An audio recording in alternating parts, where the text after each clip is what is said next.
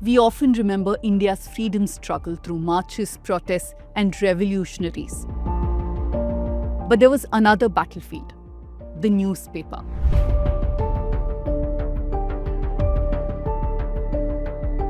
Gandhi, Ambedkar, Tilak, Nehru, Azad, and many others understood that you could not win freedom without first winning the freedom to think. Through their newspapers, they challenged the British version of India, exposed colonial excesses, and gave Indians the language of Swaraj. Political independence, in other words, began with sovereignty of thought. That idea is worth revisiting now. Because the question today is not simply whether India is politically independent, but whether Indians remain free to know, question, and think for themselves. What happens when the press becomes dependent on those it is meant to scrutinize? And why does an independent press matter to an independent India? Let me explain.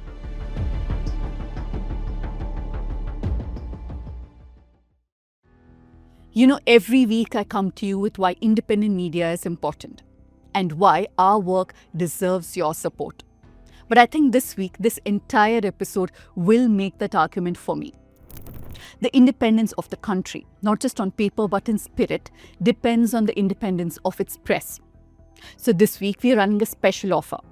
Take a subscription for 6 months for just 1,947 rupees. 1947. You know what that is. So scan the QR code and become a subscriber of the News Minute. But if you're already a subscriber, it's a great time to gift a subscription to your friends, colleagues, or your family members.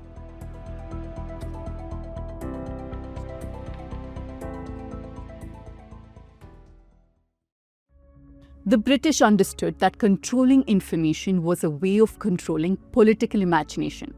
From the late 18th century until independence, colonial governments repeatedly restricted the press, particularly publications in Indian languages. The Vernacular Press Act of 1878, the Press Act of 1910, the Press Emergency Act of 1931. All laws used to curb nationalist journalism. But the colonial state could not easily control a population beginning to form its own political judgments. The nationalist press was therefore part of a larger struggle for sovereignty of thought. The ability of Indians to decide for themselves what was happening in their country and what kind of a country they wanted to build. Tilak used Kesari to popularize the idea of Swaraj and mobilize opposition to colonial rule, even facing prosecution for his writings. Gandhi used his newspapers to explain political campaigns and argue for non-cooperation and civil disobedience. He communicated directly with his readers. Ambedkar's Mook Nayak, Bahishkrit Bharat, and later publications challenged the exclusion of Dalits from public debate. Maulana Azad's Al-Hilal helped build political consciousness among Indian Muslims. And this was not limited to prominent national leaders. In Karnataka, for example, freedom fighter H.S. Doreswamy was involved with the underground publication Pauravani. Pauravani was printed using a portable press and distributed clandestinely before being banned by the Mysuru government. So the nationalist press was also about a wider network of regional and vernacular publications, underground newspapers, and people willing to take risks. So the press was helping create the political public that would eventually demand independence. But 1947 changed journalism's job. Before independence, the principal question was how to challenge colonial power. After independence, the question became, can journalism scrutinize Indian power? The Constitution does not have a separate fundamental right called freedom of the press.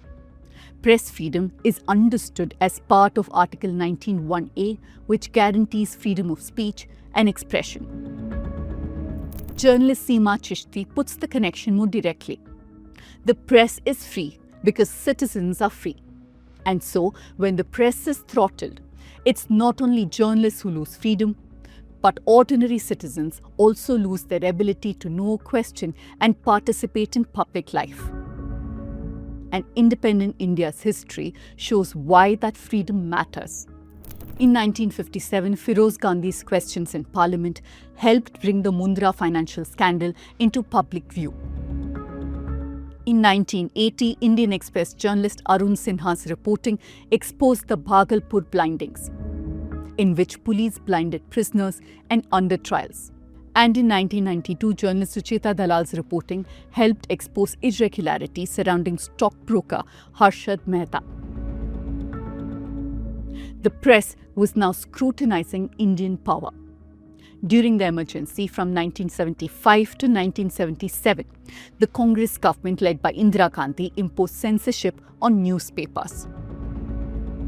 The Indian Express became particularly associated with resistance to censorship.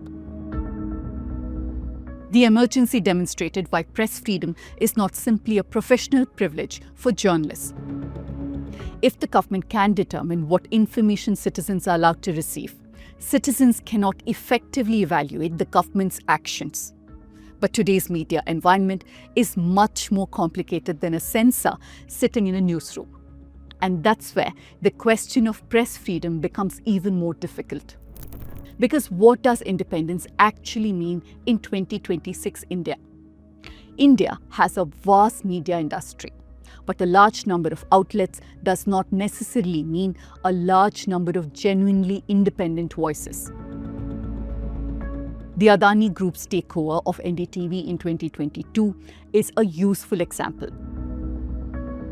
NDTV had long been seen as one of the major Indian television networks with a reputation for critical journalism. After the Adani Group acquired a controlling stake, several senior journalists and executives, including Ravish Kumar, Srinivasan Jain and Nidhi Rastan, left the organization. Reporters Without Borders described the takeover as a threat to media pluralism in India. Stories are ignored. Entire news events go unreported. But pressure doesn't always have to come as a direct order from an owner. It can travel down a hierarchy, from proprietor to editor, and from editor to the newsroom, until journalists begin to anticipate what will be expected of them. And that is where self-censorship can start. And it isn't only political pressure. Journalism is an expensive business. Investigations take months. Reporters need salaries. Newsrooms face legal bills. And digital infrastructure costs money. So who pays for journalism? Advertising can create dependence on advertisers.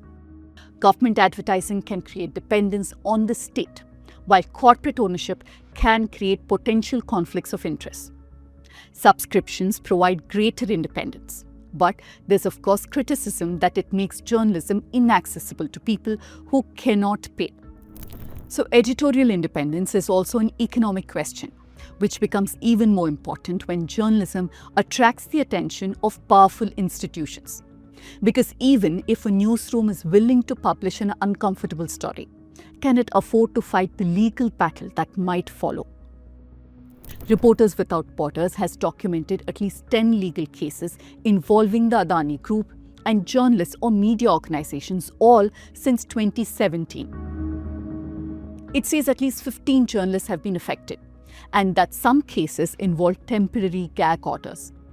It's not necessary that these cases end up in conviction, but often the legal process itself can become the punishment. Because of the years of litigation, financial costs, and psychological pressure. And that can change what journalists are willing to investigate. Look, India had taken a step forward when the colonial sedition provision, that's Section 124A of the IPC, was put in abeyance by the Supreme Court in 2022. But the Union government then replaced it with Section 152 of the BNS, saying that criticism of the government remains protected, while acts threatening India's sovereignty and integrity would be criminalized. But Section 152 uses broad terms such as subversive activities, separatist feelings, and acts that endanger sovereignty or unity. Journalists including Siddharth Vardarajan, Karan Thapar and Abhisar Sharma have faced FIRs under the provision over their reporting or commentary. The Supreme Court has granted interim protection from arrest in some of these cases, but the law exists. If a story could mean an FIR, arrest, years of investigation and legal costs, the law can have a chilling effect even before a court decides whether an offence was even committed. The biggest change in the media landscape now is that the newspaper no longer is the main gatekeeper. News now reaches people through television and news websites, but also through YouTube, Instagram, Facebook, WhatsApp and X. And increasingly, the people delivering that news aren't only journalists. The 2026 Reuters Institute's Digital News Report found that 58% of its surveyed Indian respondents rely on YouTube for news, while 47% said they share news through social media, messaging, or email. The numbers speak for themselves. Journalists now share space with creators, influencers, political commentators, and ordinary users who can all reach large audiences. And that has democratized information in many ways. A journalist can reach millions without owning a TV channel. Communities ignored by mainstream media can tell their own stories. Independent creators can challenge established narratives. And this is what the government tried to strike in 2023 with the Broadcasting Services Regulation Bill. This was meant to put anyone on the internet putting out news regularly under a strictly regulated regulatory framework. Now, anyone means anyone. Now, this bill was finally never passed because of outrage, but there is a danger of it coming back in some other form. And now the biggest issue. People are losing trust. The Reuters Institute report also found that overall trust had fallen to 39%, while 52% said that they sometimes or often avoid the news. Of course, journalism has also contributed to its own credibility crisis through sensationalism, communal framing, partisan coverage, and by prioritizing spectacle over substance. A genuinely independent newsroom should be able to scrutinize the government, investigate the opposition, question corporations, expose institutional abuse, and report uncomfortable facts even when they upset its own audience. The emergency showed the consequences when that function is severely restricted. The present challenge is not simply whether a government can censor a newspaper. It's also whether the economic and institutional structure of the media allows journalists to pursue stories that many would prefer not to see published. Media independence should not be treated as an issue concerning journalists alone. An independent country needs citizens who can question their government. Citizens need information to do that. And such information cannot be reliably produced if the institutions responsible for gathering it are themselves dependent on the powerful. That history leaves behind a simple democratic principle. Political independence is difficult to sustain without independence of thought. India achieved the first in 1947. The second remains the responsibility of every single generation.